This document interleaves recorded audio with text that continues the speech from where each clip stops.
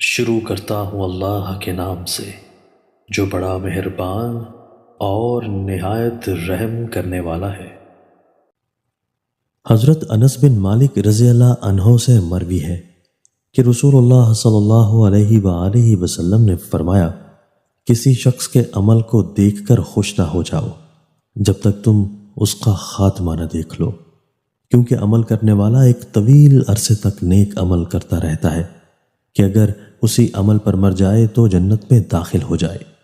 پھر اچانک وہ برے عمل کرنا شروع کر دیتا ہے، اور کوئی شخص طویل عرصہ برے عمل کرتا رہتا ہے کہ اگر اسی عمل پر مر جائے تو جہنم میں داخل ہو جائے، پھر اچانک وہ نیک عمل کرنا شروع کر دیتا ہے، اور جب اللہ تعالیٰ کسی بندے سے بھلائی کا ارادہ کرتا ہے تو اسے اس کی موت سے پہلے استعمال کر لیتا ہے، اس کے لیے نیک عمل کے دروازے کھول دیتا ہے،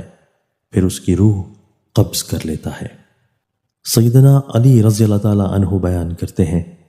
کہ رسول اللہ صلی اللہ علیہ وآلہ وسلم نے فرمایا، کوئی بندہ اس وقت تک مومن نہیں ہو سکتا جب تک ان 4 چیزوں پر ایمان نہیں لائے گا، یہ گواہی دینا کہ اللہ تعالیٰ کے سوا کوئی معبود برحق نہیں ہے اور میں